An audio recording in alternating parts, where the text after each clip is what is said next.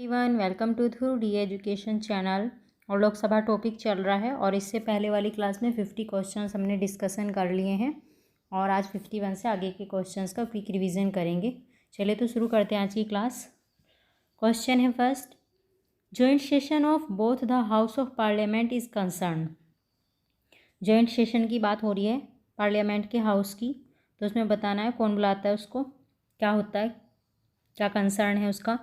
For the election of the President of India, for the election of the Vice President of India, to pass the bill relating to the amendment of Constitution, and to discuss and pass such a bill where both house have different options। तो किस लिए बुलाया जाता है joint session? तो answer हो गया इसका D, to discuss and pass such a bill where both house have different opinion. ठीक है, जहाँ दोनों हाउस का अलग अलग ओपिनियन हो तो उस मैटर पे, उस बिल पे जॉइंट सेशन बुलाया जाता है। और जॉइंट सेशन कौन बुलाते हैं? प्रेसिडेंट इंडिया की। डिसाइड कौन करते हैं? स्पीकर लोकसभा की। According to article 108 of the constitution, a joint session of both house is called to discuss on such a bill on which both the house have a different opinion. Joint session is presided over by Speaker of the Lok Sabha. Next है consider the following statement. ये statement देखने हैं और बताना है कि कौन सा स्टेटमेंट इनमें से करेक्ट है। ठीक है, करेक्ट स्टेटमेंट बताना है। The joint sitting of both houses of parliament in India is section under article 108 of the constitution. Second, the first joint sitting of Lok Sabha and Rajya Sabha was held in the year 1961 में हुई थी। पहली joint seating Lok Sabha और राज्यसभा की। Third है, the second joint sitting of both house of Indian parliament was held to pass the banking service commission bill. तो कौन सा करेक्ट है? 1, 2 एंड 3 तीनों ही करेक्ट हैं। ठीक है, आर्टिकल 108 में इसका प्रावधान है और 1961 में पहली जॉइंट सीटिंग हुई थी और किससे related? Banking service commission bill पे जॉइंट सीटिंग हुई थी, second joint sitting. The joint sitting of both the house of parliament in India is mention under article 108 of the constitution of India. The first joint session took place in 1961 to resolve the issue on the dowry prohibition bill on which both the house had finally agreed. The second joint session took place in 1978 on the banking service commission repeal Bill of 1977. The third joint session of Parliament was held in March 2002 for Anti-Terrorism Bill (POTA). Next है, the first joint meeting of both House of Indian Parliament was held in connection with, किससे related थी? तो ये थी डोरी abolition bill से related. जो पहली जॉइंट सीटिंग हुई थी दोनों हाउस की, वो किससे रिलेटेड बिल पे हुई थी? किससे रिलेटेड हुई थी? डोरी abolition bill pay.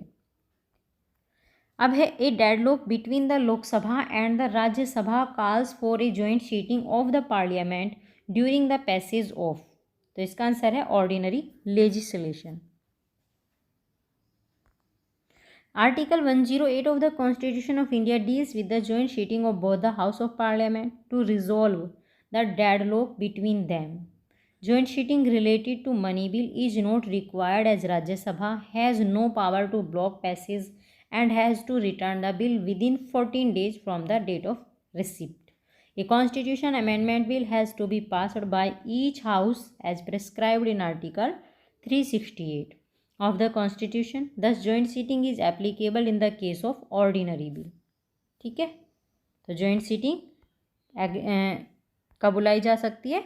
Ordinary legislation में, ऑर्डिनरी बिल पे बुलाई जा सकती है, मनी बिल पे नहीं बुलाई जाती है, ना ही कॉन्स्टिट्यूशन अमेंडमेंट बिल पे बुलाई जाती है। Joint sitting of Lok Sabha and Rajya Sabha can take place to resolve deadlock over ordinary, money bill और कॉन्स्टिट्यूशन अमेंडमेंट एप्रोप्रिएशन बिल। तो मनी बिल और कॉन्स्टिट्यूशन अमेंडमेंट बिल नहीं होता है, बाकी ऑर्डिनरी और एप्रोप्रिएशन बिल इसका आंसर है। तो आंसर होंगे इसके ये और ये। इन्होंने तो कुछ आंसर बताया नहीं इसका, और आंसर हम यहाँ देख सकते हैं इसका। इन्होंने बताया था ना, तो जॉइंट सीटिंग एप्लीकेबल है किसमें? ऑर्डिनरी बिल के लिए एप्लीकेबल है ये, और मनी बिल के लिए तो नहीं है ये, और कॉन्स्टिट्यूशन अमेंडमेंट बिल के लिए भी नहीं है। ठीक है, तो किसके लिए है? एप्रोप्रिएशन बिल और ऑर्डिनरी बिल के लिए। नेक्स्ट है the joint sitting of both house of Indian parliament is held in connection with, तो किसका हो गया, ऑर्डिनरी बिल हो गया है ना, क्योंकि ऑर्डिनरी बिल पे ही तो जॉइंट सीटिंग बुलाई जा सकती है। नेक्स्ट है with reference to the special address of the president of India which of the following statement is या आर करेक्ट, बताना है प्रेसिडेंट ऑफ इंडिया की स्पेशल एड्रेस से रिलेटेड स्टेटमेंट है और बताना है कौन सा करेक्ट है। The president addressed the joint sitting of both house of parliament at the commencement of the first session after each general election to the house of people and at the commencement of first session of each year.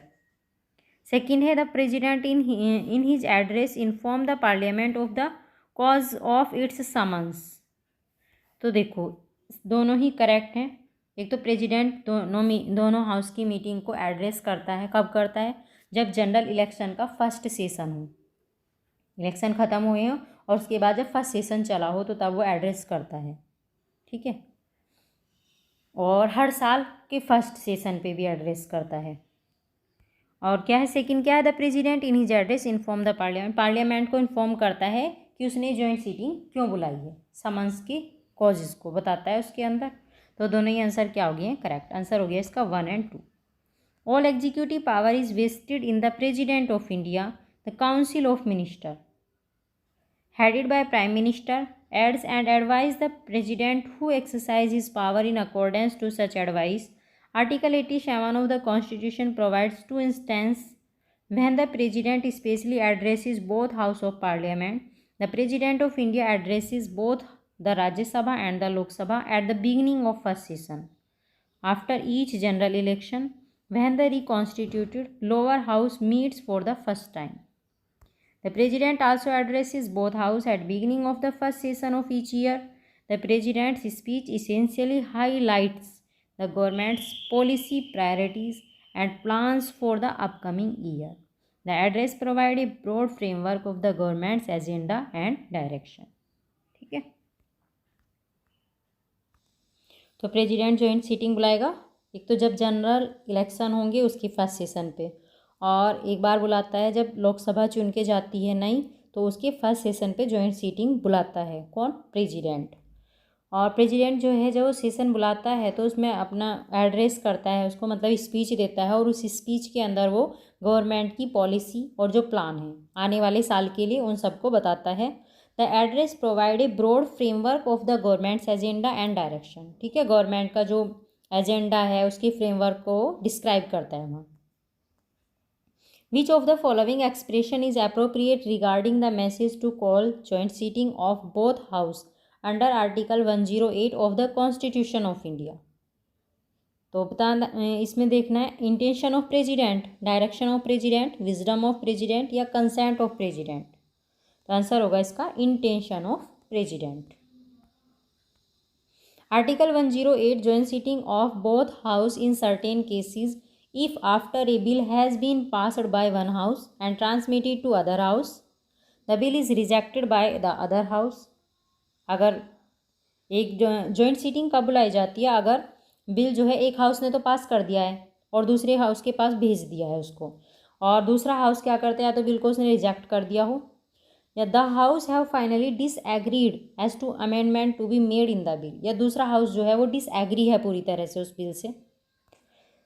तीसरा है more than 6 months elapse from the date of the reception of the bill by the other house without the bill being passed by it, और अगर एक house ने तो उसको पास कर दिया लेकिन दूसरे बिल को उसे दूसरे जो हाउस है उसको 6 महीने हो गए उसे अपने पास रखे हुए, कोई भी उस पर कुछ भी प्रक्रिया वो नहीं दे रहा है, तो ऐसी सिचुएशन में प्रेसिडेंट क्या करता है, जॉइंट सीटिंग बुलाता है दोनों हाउस की। प्रेसिडेंट में unless the bill has elapsed by reason of a dissolution of the house of the people notify to the house by message if they are sitting or by public notification if they are not sitting his intention to summon them to meet in a joint sitting for the purpose of deliberating and voting on the bill। ठीक है, next question, what will be happened if president summons for the joint session of parliament and in the mean time Lok Sabha dissolve. तो क्या होगा अगर president ने तो joint session बुला रखा है पार्लियामेंट का और उसी टाइम पे क्या होता है लोकसभा डिसॉल्व हो जाती है अगर, तो तब क्या होगा, तो joint session will be held in schedule time. तो जॉइंट सेशन जो है, जो उसका शेड्यूल टाइम है, तो उस पर ही होगा। The president can summon both the house to meet in a joint sitting for the purpose of deliberating and voting on the bill. If the bill has already lapsed due to the dissolution of Lok Sabha, no joint sitting can be summon, but the joint sitting can be held if the Lok Sabha is dissolved after the President has notified his intention to summon such a sitting। ठीक है, as the bill does not lapse in this case। ऐसे case में bill को lapse नहीं किया जा सकता है। Next, A legislative bill may be introduced in which house of parliament. Legislative bill कौन से हाउस में इंट्रोड्यूस किया जाता है? तो आइदर हाउस ऑफ पार्लियामेंट, कोई से में भी कर सकते हैं, लोकसभा में भी और राज्यसभा में भी। ये legislative bill can be introduced in either house of parliament, but money bill can be introduced only Lok Sabha. And the bill related to creation of all India service, all India service से रिलेटेड जो bill होता है वो केवल introduce होता है राज्यसभा में, और मनी बिल इंट्रोड्यूस होता है केवल लोकसभा के अंदर। और लेजिस्लेशन जो बिल है वो तुम राज्यसभा में भी कर सकते हो और लोकसभा में भी। नेक्स्ट है, with reference to the parliament of India consider the following statement. Parliament के रेफरेंस में देखने हैं और बताने हैं कौन सा स्टेटमेंट करेक्ट है। A private members bill is a bill presented by a member of parliament who is not elected but only nominated by the president of India. Second है, recently a private members bill has been passed in the parliament of India for the first time in its history. तो answer होगा इसका कोई सा भी correct नहीं है। ठीक है, आंसर हो गया डी। आंसर देखते हैं डिटेल में। A private members bill is a bill presented by any member other than a minister. Minister नहीं होनी चाहिए, बाकी कोई भी मेंबर हो प्राइवेट बिल को वो प्रेजेंट कर सकता है। The difference in two cases is that any member that other than a minister desiring to introduce a bill has to give a notice to his intention, notice देना होता है उसको इसके लिए, and to ask for leave of the house to introduce the bill. If a bill has been published in the official gazette before its introduction, no motion for leave to introduce the bill is necessary. About a dozen of private bills have been passed since the independence, thus neither statement 1 or nor 2 is correct। बहुत सारे private bill अब तक पास हो चुके हैं। Which of the following statement is ये are correct, बताना है कौन सा करेक्ट है। A bill pending in the Lok Sabha lapse on its prorogation. और सेकेंड है, a bill pending in Rajya Sabha which has not been passed by the Lok Sabha shall not lapse on the dissolution of Lok Sabha. तो lapse नहीं होगा, आंसर होगा इसका B, only 2। बस ये correct है। ये जो a bill pending in the Lok Sabha lapse on its prorogation, ये गलत है, लैप्स नहीं होता है, बल्कि सेकंड जो है ये राइट है। जो राज्यसभा में पेंडिंग है अगर बिल और लोकसभा ने उसको पास कर दिया है, तो लोकसभा के डिसोल्यूशन पे ये लैप्स नहीं होता है। According to article 107 clause 3 of the Indian constitution, a bill pending in parliament shall not lapse by reason of prorogation of the house. So statement 1 is not correct. और article 107 clause 4 of the Indian constitution states that a bill pending in the council of states which has not been passed by the Lok Sabha shall not lapse on the dissolution of the House of People। ठीक है, लोकसभा में अगर पास नहीं भी हुआ है वो, लेकिन राज्यसभा ने उसको पास कर दिया है, तो वो लोकसभा की डिसोल्यूशन पे लैप्स नहीं हो सकता है। Next question, consider the following statement. First statement, और देखना बताना है इसमें कौन सा करेक्ट है। The chairman and the deputy chairman of Rajya Sabha are not the member of that house. Second है, while the nominated members of both house of the parliament have no voting right in the president election, they have right to vote in the election of vice president। जो nominated member होते हैं दोनों house के, तो उनको presidential election जो है उसमें वोट करने का तो राइट नहीं है, लेकिन वे वाइस प्रेसिडेंट के इलेक्शन में वोट कर सकते हैं। बताना है कौन सा राइट है, तो ओनली टू ये राइट है इसका। ठीक है, फर्स्ट रॉन्ग है। Statement 1 is incorrect. The chairman of Rajya Sabha is the vice president. However, the deputy chairman is a member of Rajya Sabha and is elected from amongst them। जो वहाँ पे member होते हैं उनमें से ये elect होते हैं। Statement 2 is correct. The electoral college in the presidential election consists of the elected members of the parliament and state legislative assembly. जो प्रेसिडेंशियल इलेक्शन, प्रेसिडेंट्स का जो इलेक्टोरल कॉलेज होता है, जो मतलब उनको इलेक्ट करता है, उसमें कौन कौन होते हैं? पार्लियामेंट होती है और स्टेट लेजिस्लेटिव असेंबली के मेंबर होते हैं उसके अंदर। Vice president election however as a part of its electoral college consist of all members of parliament whether elected or nominated. फिर है who has the right to issue money from the consolidated fund of India. तो किसके पास है right? इसका answer है none of these. CAG, finance minister of India, authorized minister. सारी wrong है ये। According to article 266 of the Indian Constitution, all revenue received by the government of India, all loans raised by the government by issue of treasury bills, loans or ways and means advance, and all money received by that government in the repayment of loans shall form one consolidated fund of India. It is under the control of parliament. और ये जो है consolidated fund जो है India का, ये किसके control में होता है? ये पार्लियामेंट के कंट्रोल में होता है। No amount can be drawn from the consolidated fund without the authorization from the parliament. Parliament की ऑथोराइजेशन के बिना कंसोलिडेटेड फंड से मनी नहीं निकाल सकते हैं। So the authority to issue money according to the budgetary provisions from the consolidated fund can only be obtain if the parliament's permit it according to appropriation under article 114. अब which of the following articles of the Indian Constitution is related to contingency fund? बताना है कौन सा article related है contingency fund से। तो article 267।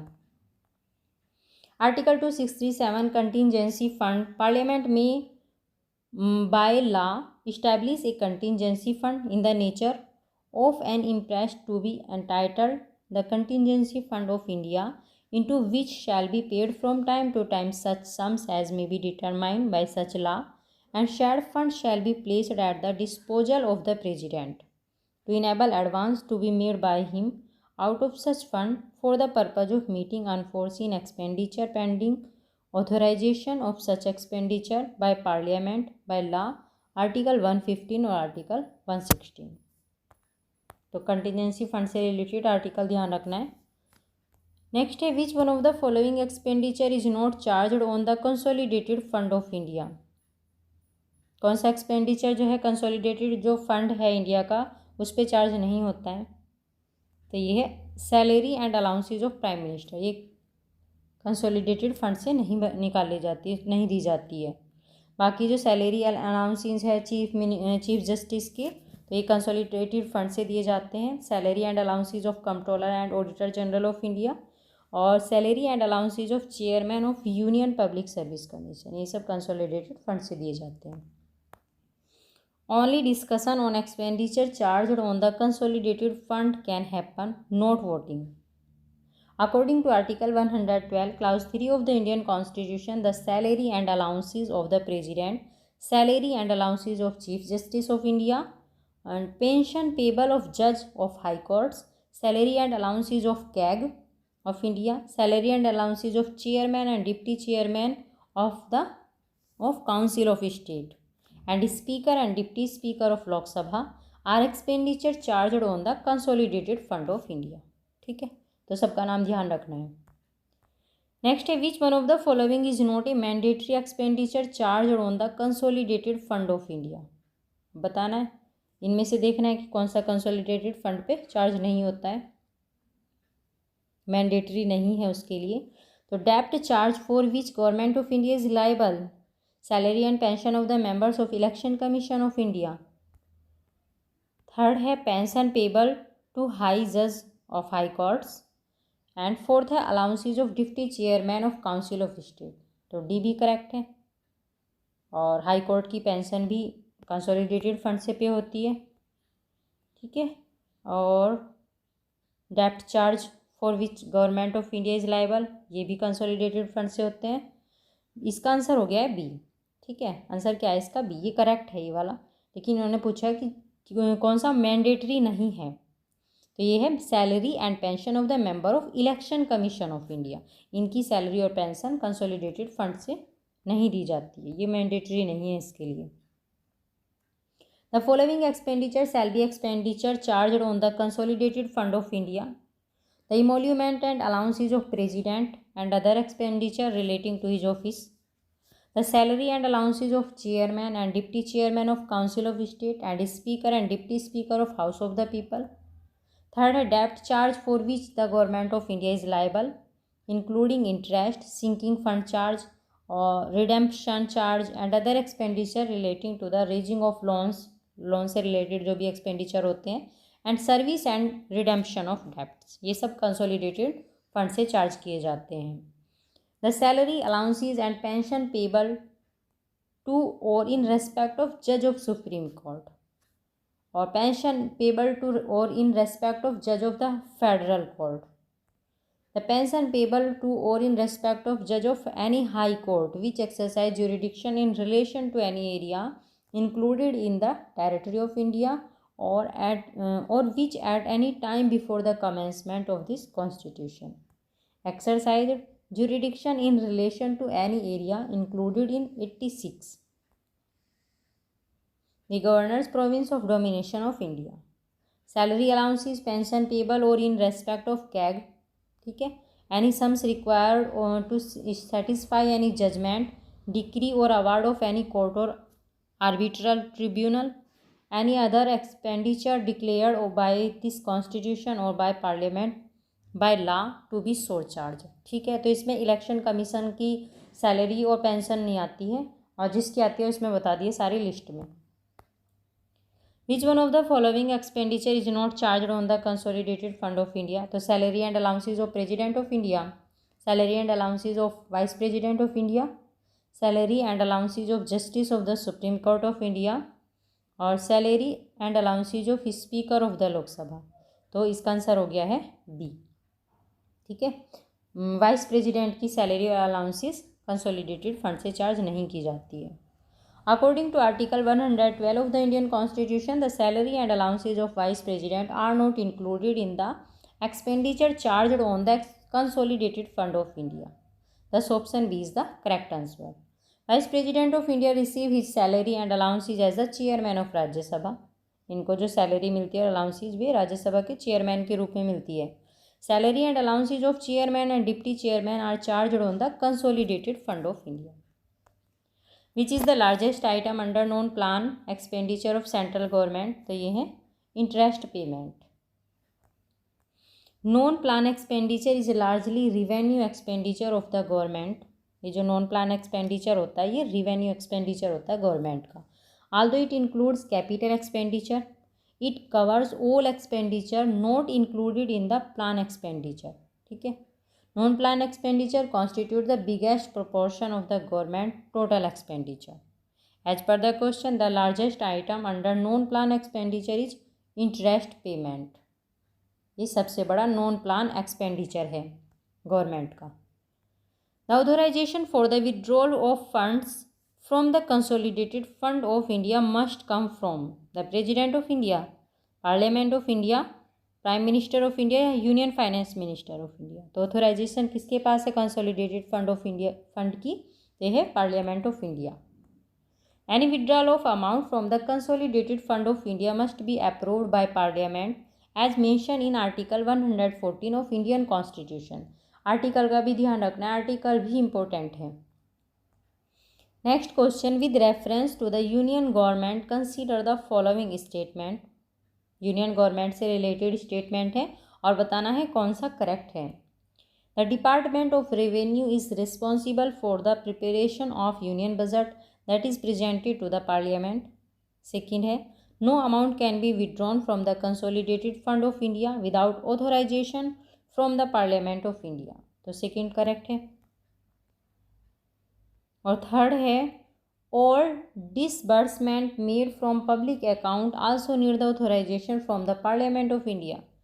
तो answer होगा इसका ओनली सी. सेकेंड करेक्ट है, केवल फर्स्ट और थर्ड रॉन्ग है. The ministry of finance is responsible for the preparation of union budget. इसके लिए यूनियन बजट को कौन तैयार करती है? द मिनिस्ट्री ऑफ फाइनेंस, ये रेस्पॉन्सिबल है इसके लिए. Which is presented to the parliament. Therefore statement 1 is incorrect. No amount can be withdrawn from consolidated fund of India without the authorization of parliament of India as provided in article 114 clause 3 of the constitution. ठीक है, consolidated fund से अगर आपको पैसा निकालना है तो उसके लिए किसकी परमिशन लेनी पड़ेगी? पार्लियामेंट से। Thus statement 2 is correct. The disbursement made from public account does not require authorization of Parliament of India. The control of this account is in hands of the executive के पास होता है public account से related authority. Thus statement 3 is also incorrect. Next है, how can the president spend from contingency fund? कैसे spend करती है ये? Before authorization of Parliament. President spend कर सकते हैं contingency fund से। The Contingency Fund of India is established by Parliament by law under Article 267, Clause 1 of the Indian Constitution. This fund is placed at the disposal of the President of India and no approval of Parliament is needed while withdrawing the money from the fund. ठीक है, he may make advance out of this fund. It is to be used for the purpose of meeting unforeseen expenditure. All revenue received by the union government of way of taxes and other received for the conduct of government business are created to the, किससे निकाले जाते हैं ये? Contingency fund से, public account से, consolidated fund से या deposit and advance fund से। तो इसका आंसर हो गया है consolidated fund of India, C. All revenue received by union government by way of tax and other receipt for the conduct of government business are credited to Consolidated Fund of India as enumerated in Article 266 of the Constitution of India. Money bill has been defined the Constitution under Article, किस में है money bill? Money bill का article 110 में है।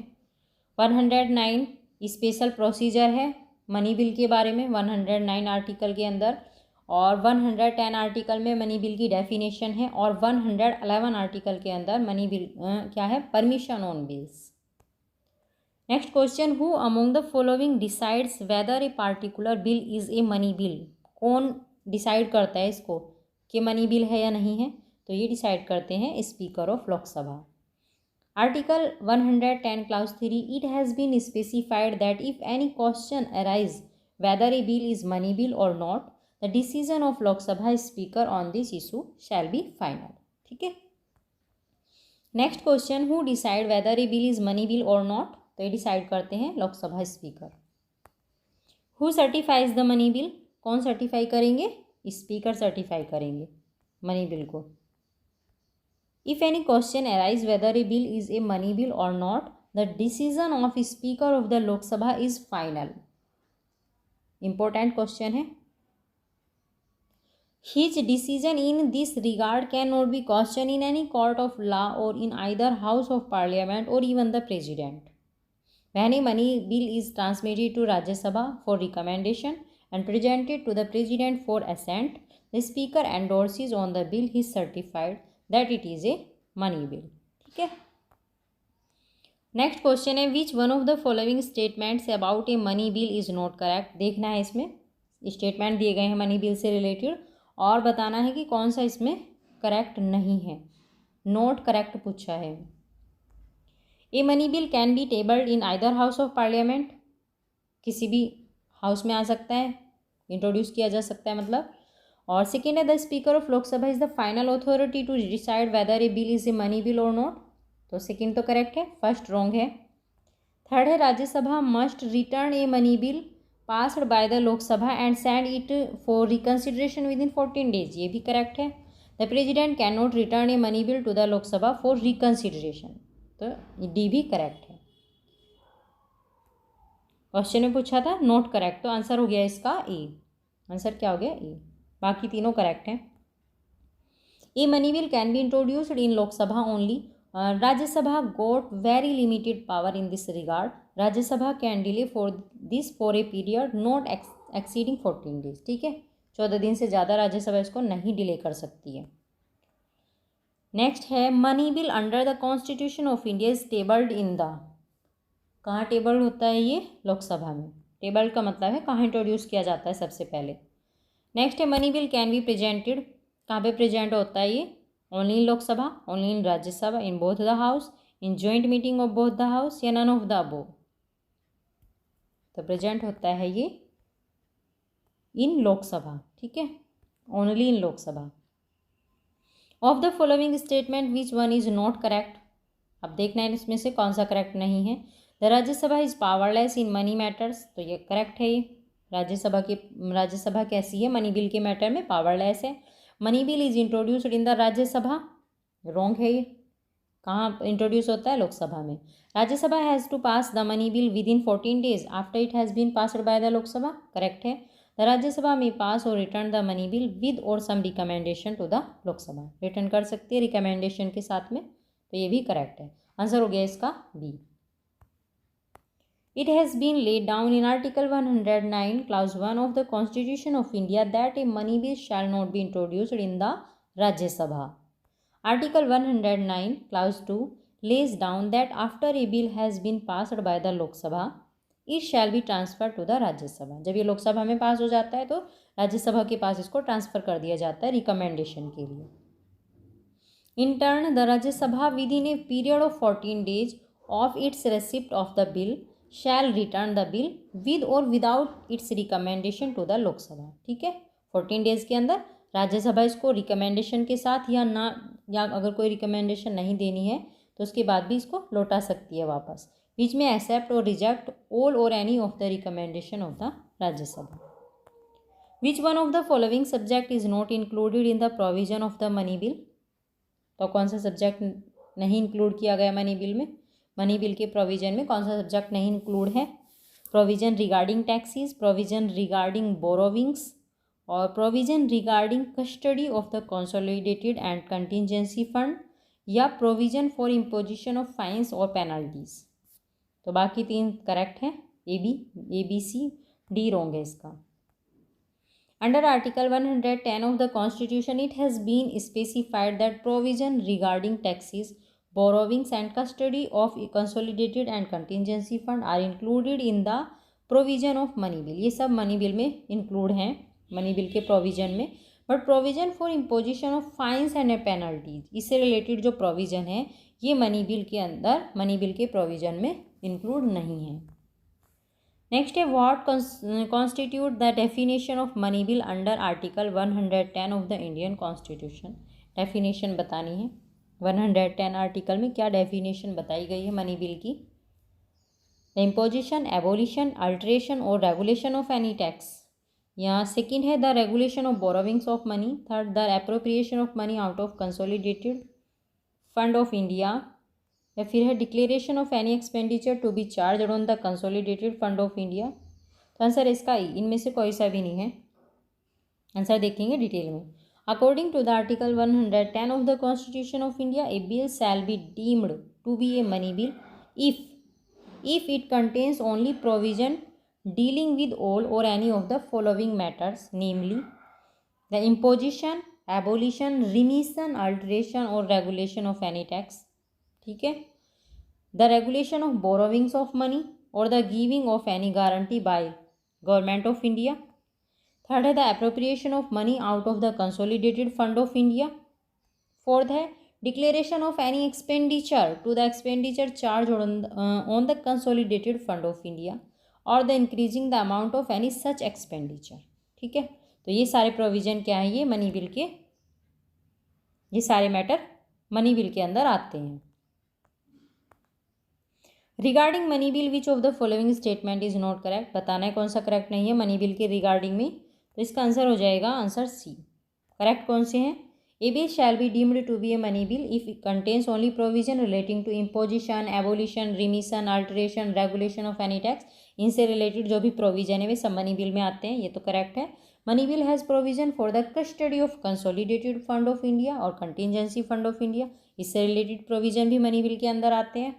और money bill deals with the regulation of borrowing money और giving of any guarantee by the government of India, ठीक है। तो आंसर हो गया इसका C. Contingency fund of India act 1950 was enacted by the parliament, parliament के द्वारा ये इनेक्ट किया गया था। This fund is placed at the disposal of the president and he can make advance out of it to meet unforeseen expenditure. The fund is held by the finance secretary on behalf of the president. Thus, it is operated by the executive action and not by legislative procedure into which money bills are placed. ठीक है. Next, a bill which merely involves expenditure and does not include any of the matters specified in Article 110 can be. तो इसमें क्या हो सकता है? Initiated in either house of parliament. Financial bill can be divided into two categories. Financial bill की है ना. In the first category, the bills which contain provision of Article 110 clause 1 A to F. ठीक है, ये तो first category में दिया गया है. Of the Constitution are categorized as financial bill under Article 117 1 of the Constitution. In the second category, those bill which contain provision of expenditure from the Consolidated Fund of India are categorized as financial bill under Article 117 clause 3 of the Constitution. ठीक है, तो दो category दी गई हैं financial bill की, दोनों बता दिए. These can be introduced in either house of parliament. Financial bill जो है पार्लियामेंट की किसी भी हाउस में इंट्रोड्यूस किया जा सकता है. However, recommendation of president is essential for consideration of these bill. Unless such consideration, neither house can pass the bill. ठीक है, प्रेसिडेंट की रिकमेंडेशन बहुत ज़रूरी है इसके लिए, नहीं तो ये बिल पास नहीं किया जा सकता है. Which one of the following statement is not correct with regard to control of parliament on a budget? बताना है कौन से स्टेटमेंट करेक्ट नहीं है. नोट करेक्ट पूछा है इन्होंने. ठीक है, regard to control of parliament on a budget. Answer हो गया इसका B. Parliament has the power to move on the charge and expenditure on the consolidated fund. तो ये तो इसका आंसर हो गया बी. बाकी सारे करेक्ट हैं. Parliament does not have any role in the creation of budget. ठीक है, ये करेक्ट है. पार्लियामेंट का कोई रोल नहीं होता है बजट की क्रिएशन में. और parliament has no power to impose a tax without recommendation of president. ये भी करेक्ट है. Parliament has no power to increase any tax without recommendation of the president. ठीक है, प्रेजिडेंट की रिकमेंडेशन के बिना वो टैक्स इंक्रीज नहीं कर सकती है पार्लियामेंट. तो ये भी करेक्ट है. तो आंसर हो गया इसका B. The charge expenditure upon the consolidated fund of India article 112 clause 3 is not submitted to the vote of parliament. ठीक है, वोट के लिए सबमिट नहीं किया जा सकता है पार्लियामेंट में. Although there can be discussion on the same in either house of parliament. फिर है which of the following are the methods of parliamentary control over public finance in India.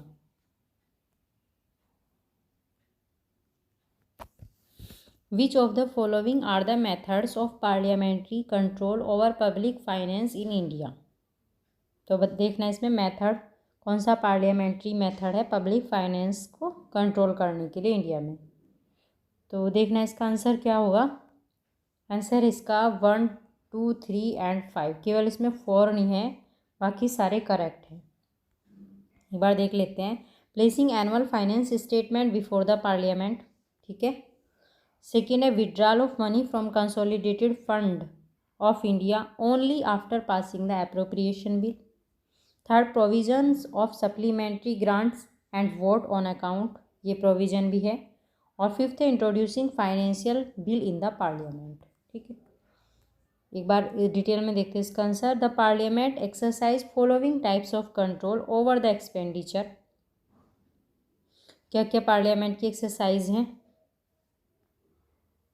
Following types of control over the expenditure. ठीक है, no money can be withdrawn from the consolidated fund of India under article 114 of the Indian constitution without a bill for the appropriation. ठीक है, consolidated fund से money नहीं निकाल सकते हैं. Provision relating to the supplementary grant and vote on account is given in article 115 में दी गई है. जो सप्लीमेंट्री ग्रांट से रिलेटेड प्रोविजन है या वोट ऑन अकाउंट से रिलेटेड जो प्रोविजन है कौन से आर्टिकल 115 और 116 में दिया गया है. Article 107 is related to provision as to introduction and passing of bills. ठीक है, और placing annual financial statement before the parliament. ठीक है, अब है next, in India which of the following review the independent regulators in sectors like telecommunication, insurance, electricity, ETC। तो answer होगा इसका E 1 and 2। Ad hoc committee set up by the parliament और parliamentary department related standing committee. ठीक है, answer हो गया इसके add hoc committee और parliamentary department related to standing committee. In India there are 24 departments related standing committee that comprise members from both house of parliament. ठीक है, standing committee में दोनों हाउस के मेंबर होते हैं। This committee one ministry specific में review the working of regulators within their respective department. Parliament may also establish ad hoc committee which may examine the working of regulators. Is joint parliamentary committee on the allocation of 2G spectrum include the review of the policy on spectrum pricing and grant of telecom licenses. Ad hoc committee are temporary in nature. ठीक है, finance commission, NITI Aayog, financial sector, legislative reform commission has no role to play in review of independent regulators in various sector. ठीक है, नीति आयोग हुआ, financial sector हुआ, legislative reform commission हुए, इनका ये as a regulators review नहीं कर सकते हैं। ठीक है, इनका कोई रोल नहीं होता है इसमें। Which of the following is responsible for preparation and presentation of union budget in the parliament.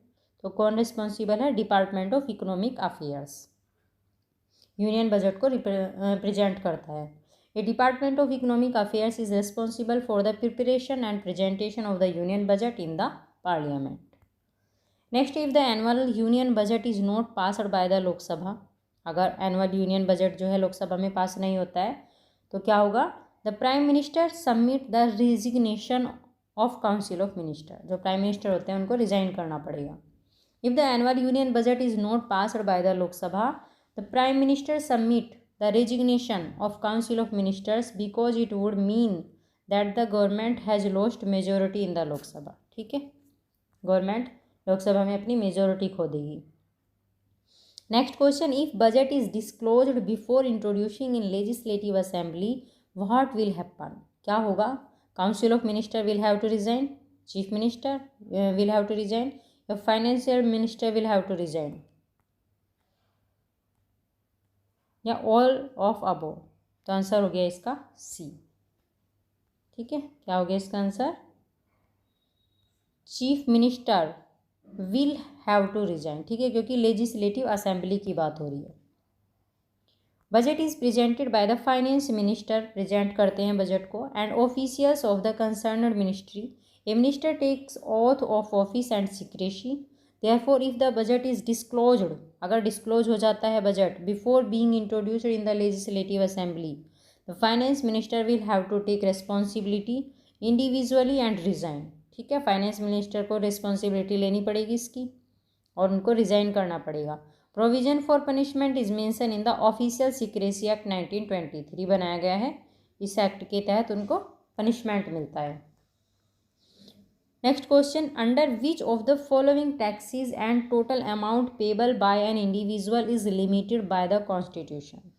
Corporation tax या स्टेट टैक्स ड्यूटी या सक्सेशन ड्यूटी या फिर tax on profession trade and callings? तो आंसर हो गया tax on profession trade and callings. Article 276 clause 2 of the constitution specifies that the total amount payable in respect of any person to the state or to any municipality, district board, local board or other local authority in state by way of taxes on professions, trades, callings and employments shall not exceed 2,500 rupees per annum after 60 Amendment Act 1988 in place of rate 250। ठीक है, अब है next question, economic survey is presented in parliamentary every year. Economic survey present होता है parliament में before presentation of the budget for coming year. ठीक है, budget के आने से पहले इकोनॉमिक सर्वे प्रेजेंट किया जाता है पार्लियामेंट के अंदर। The economic survey is presented in the parliament every year before the presentation of budget for the coming year. Economic survey contains the progress, activities and fiscal details of various sector of the economy for the current year. ठीक है, economic survey में जो current year की जो various sector हैं उसकी क्या progress हुई है, क्या एक्टिविटी हुई, इसमें क्या फिजिकल डिटेल्स हैं उनकी, तो वो सब दी जाती हैं उसके अंदर. Next question, what's on account permits union government to, क्या what's on accounts permit union government to go for public loan, borrow money from the Reserve Bank of India, give grant in aid to states, या फिर withdraw money from the consolidated fund of India for specific period. तो answer हो गया इसका D. ये जो vote on account है ये यूनियन गवर्नमेंट को परमिट देता है withdraw money from the consolidated fund. ठीक है, स्पेसिफिक पीरियड के लिए कंसोलिडेटेड फंड से गवर्नमेंट ऑफ इंडिया क्या कर सकती है, मनी विड्रॉ कर सकती है. Article 116 of Indian Constitution states that in case the appropriation bill is not passed and the Union government requires withdrawal of money, it can through vote on account the power to authorize by law and withdrawal of money from the Consolidated Fund of India. अगर appropriation bill पास नहीं हुआ है तो vote on account से government of India जो है consolidated fund से money को विड्रॉ कर सकती है.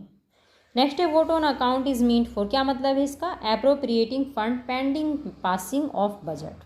ठीक है, appropriating funds pending passing of budget. Vote on account is presented when government has no time to present full budget, government के पास फुल बजट प्रेजेंट करने का टाइम नहीं होता है, और elections are around the corner. When the government does not have enough time to vote for a full budget before the commencement of the new financial year, a special provision is made to make sure that there is enough money at the disposal of the government to allow it run to the administration of the country. This special provision is known as vote on account. ठीक है, Article 116 Clause 1A of the Constitution has provision of vote on account.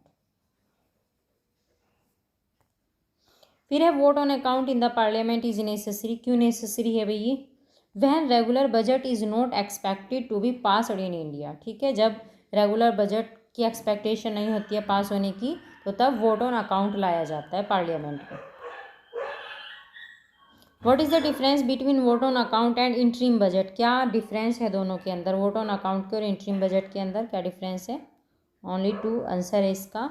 A vote on account only deals with the expenditure in government's budget while an interim budget includes both expenditure and receipt. ठीक है, vote on account के अंदर तो government of India government जो budget है उसका expenditure आता है, लेकिन इंटरिम बजट में एक्सपेंडिचर और रिसिप्ट दोनों आती हैं. A vote on account is the expenditure outlay for the functioning of the government presented by the finance minister to the parliament seeking approval for the estimated expenses to be incurred in the next few months. While vote on account is sometimes referred to as interim budget. Interim budget is more than presenting the expenditure. It also provide receipt estimate. ठीक है, इसमें expenditure तो आता ही है बल्कि इसके साथ में receipt estimate भी आते हैं along with the estimated expenditure. फिर estimate और expenditure are submitted to the Parliament of India in the form of, तो ये है demand for grants. According to Article 113 Clause 2, the estimate of expenditure included in the budget are required to be voted by the Lok Sabha in the form of demand for grants. ठीक है, the Lok Sabha has the right either to pass or grant or reject the grant. ठीक है, लोक सभा के पास right होता है कि वो ग्रांट को पास भी कर सकती है और रिजेक्ट भी कर सकती है. Permit the grant after the reducing the amount. फिर है विच one of the following statement is correct regarding submission of money bill, तो कौन सा करेक्ट है, it is presented in Lok Sabha. Money bill के बारे में तो यही सही है. UPSC has used the term financial bill in its Hindi version question paper, however English version question paper has term money bill. अच्छा, इसमें जो जब ये पेपर आया होगा ना तब की बात हो रही है, हिंदी में तो लिख दिया होगा फाइनेंशियल बिल और वैसे इंग्लिश में दे रखा है इसमें मनी बिल के बारे में, तो ये बताया गया इसके अंदर डिटेल में. ठीक है, तो ये क्वेश्चन हो गया 100 क्वेश्चन हो गया लोकसभा से रिलेटेड. 50 क्वेश्चन और रह गए हैं, वो भी करा देंगे अगली क्लास में. ठीक है, thank you so much watching this video.